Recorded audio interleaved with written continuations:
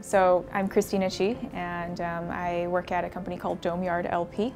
So I actually did graduate from MIT back in 2013. So as an introduction to the company, Domeyard is a hedge fund that is focused on high-frequency trading. We are based in Boston's financial district right now, and actually we originated out of a dorm room at MIT, so and also Harvard, which is why we got the name Domeyard, MIT Dome and Harvard Yard. So we started Domeyard at a very interesting time. It was sort of right when Flash Boys came out, and your general public started learning more about what high-frequency trading is. And so for us, it was great because we were able to tackle a lot of the bigger challenges that normally startup founders usually don't face until later on. So we had to look at what are the impacts of our trades. What is the greater picture of what we're actually doing, and is it actually good for society?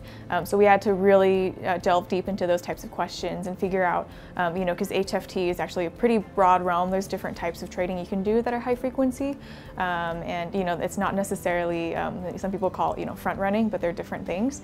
And so we had to figure out which parts of HFT are good and which parts are not so good, and just focus on the parts that are actually good for the world, and continue doing that. So so far, it's been good for our investors to hear us kind of talk about our approach with HFT.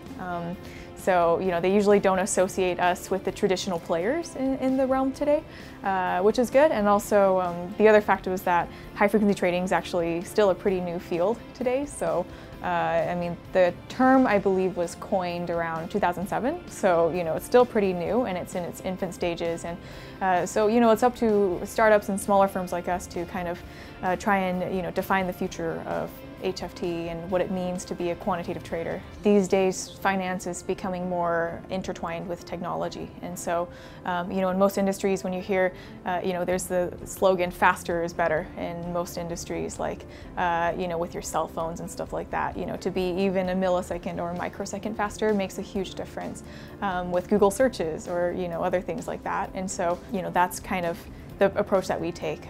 We want to take more of a scientific approach to trading.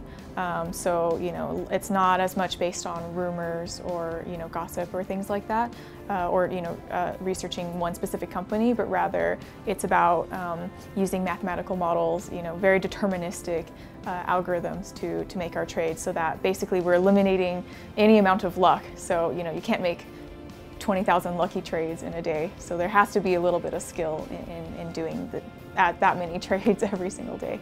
So many people, they'll ask us, well, what makes you different from all the other firms out there, especially the bigger firms with more people and many more resources, right?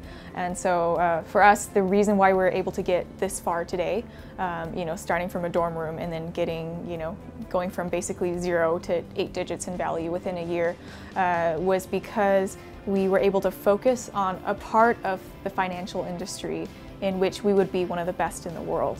And so, we know for a fact that we can't be the best at everything, but we do know that given our particular skill sets and our backgrounds and our experiences working at, we've worked at Google, Apple, Microsoft, Goldman Sachs, Bain Capital, those types of firms. Given our unique experiences in a variety of industries, we're able to focus on a particular part of HFT in which we would be one of the best in the world. We don't get overwhelmed with too many. I mean, there's a lot of distractions out there. There's a lot of other things that we could be doing, especially right now.